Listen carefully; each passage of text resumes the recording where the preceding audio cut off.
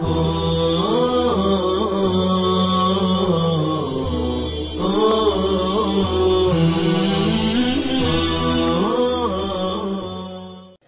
اللہ الرحمن الرحیم. در مذمت حرص. ایا مبتلا گشت در دام حرص، شدہ مست لا یعقل از جام حرص. مکن عمر ضائع بتحصیل مال، کہ ہم نرخ گوہر نباشد سفال. مکن عمر ضائع بتحصیل مال، کہ ہم نرخ گوہر نباشد سفال. ہر کس کے در بند حرص افتاد، دہد خرمن زندگانی مباد. اس سے پہلے ہم نے در صفت قناعت والی نظم پڑھی. قناعت کہتے ہیں تھوڑے پر راضی رہنا، جتنا تقدیر میں ہے اس پر خوش رہنا. اس کی ضد ہے حرص. حرص کے معنی لالچ. اس کا مطلب یہ ہے کہ آدمی دنیا اور مال کے جمع کرنے کی فکر میں ایسا لگے کہ زندگی کے جو اہم کام ہیں، عبادات وغیرہ، ان کی بھی فکر نہ کرے، ایسے ہی حلال حرام کی تمیز نہ کرے. بس ایک ہی دن ہو کہ میرے پاس زیادہ مال کس طرح جمع ہو جائے. یہ بہت بری چیز ہے. اسی کے بارے میں مصنف یہاں بیان کر رہے ہیں. در مذمت حرص، لالچ کی برائی کے بیان میں. ایا حرف ندا ہے، یعنی اے. مبتلا گشتہ در دام حرص. مبتلا یہ عربی لفظ ہے، اس میں مفعول کا صیغہ ہے. مبتلا گشتہ یعنی پھنس گیا ہوا، پھنسا ہوا. گشتہ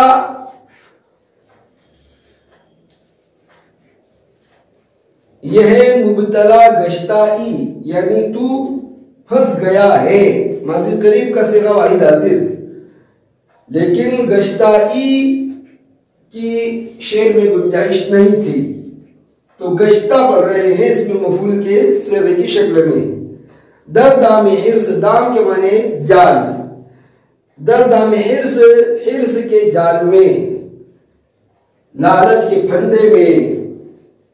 شدہ ہو گیا، اس میں مفعول کا صیغہ یہ بھی، لیکن ماضی کے معنی میں. مست، مدہوش،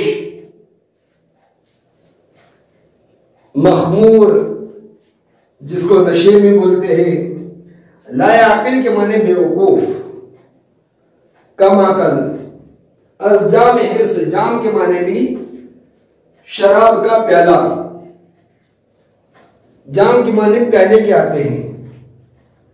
شعر کا ترجمہ ہوا: اے حرص کے جال میں پھنسے ہوئے، لالچ کے پیالے سے مست اور بے عقل ہو گئے ہوئے. یہاں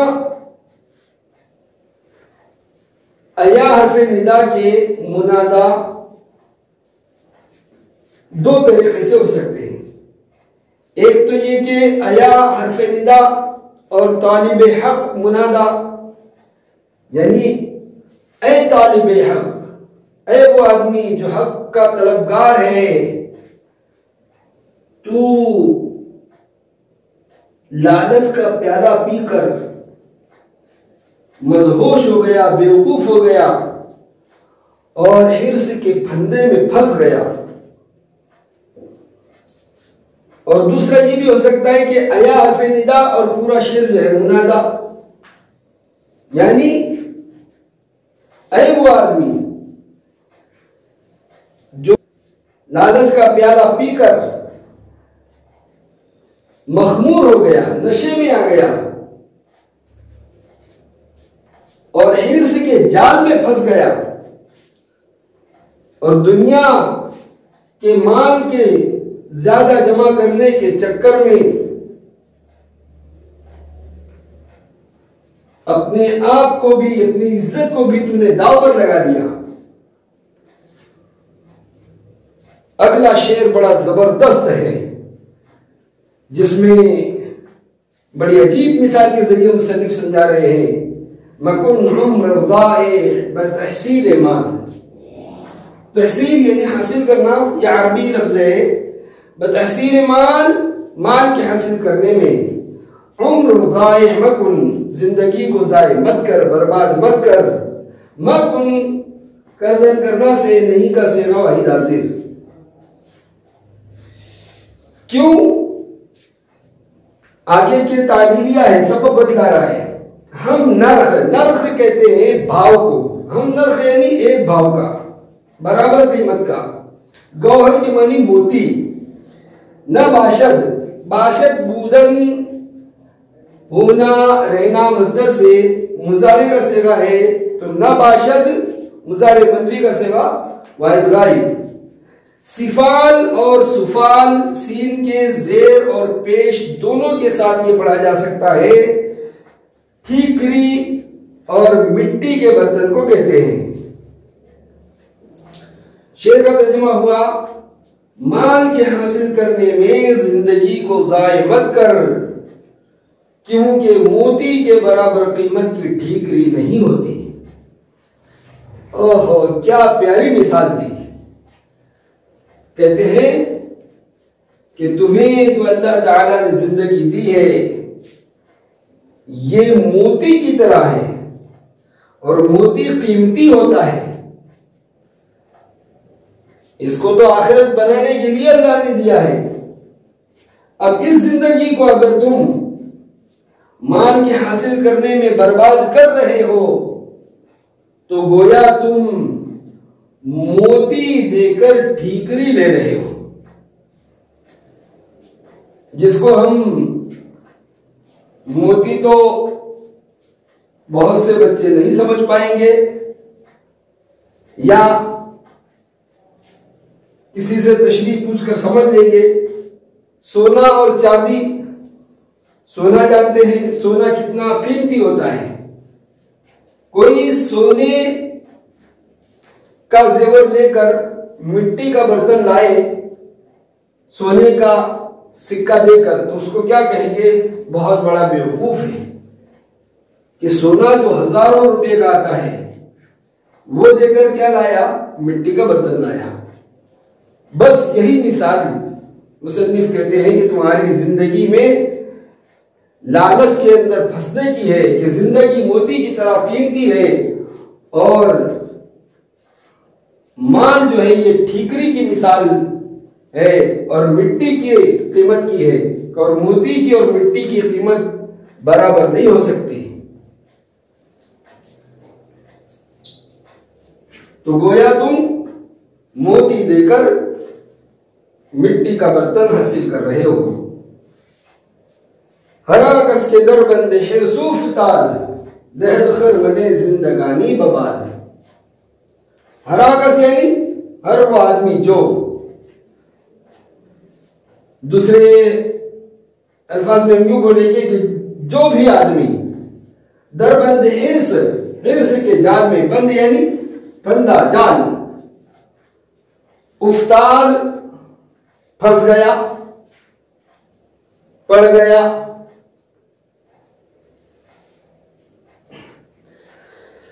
خرمن زندگانی بباد دہد، خرمن کہتے ہیں کھلیان کو، یعنی اناج کا وہ ڈھیر جس میں سے بھوسے کو الگ نہیں کیا گیا، اس کو کہیں گے خیرمن اور کھلیان۔ تو خیرمن زندگانی، زندگی کا کھلیان، بباد دہد، بباد دادن یعنی برباد کر دینا، باد کے معنی ہوا، بباد دہد ہوا میں اڑا دینا، یعنی برباد کر دینا۔ ترجمہ ہوا شعر کا، جو آدمی حرص کے جال میں پھنس گیا وہ زندگی کا کھلیان برباد کر دے گا۔ یعنی زندگی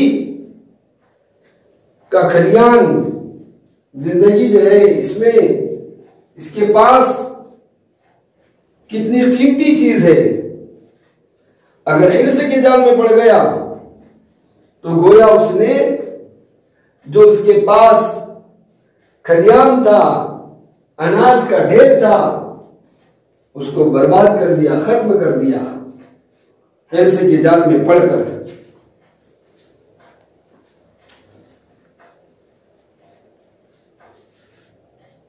اس لیے اس نظم میں مصنف لالچ کی برائی بیان کر رہے ہیں کہ لالچ یہ بہت خراب چیز ہے، اس سے بچنا چاہیے۔ بقیہ اشعار انشاءاللہ اگلے اسباق میں پڑھتے ہیں۔ وصلی اللہ تعالی علی خیر خلقہ محمد و آلہ و اصحابہ اجمعین۔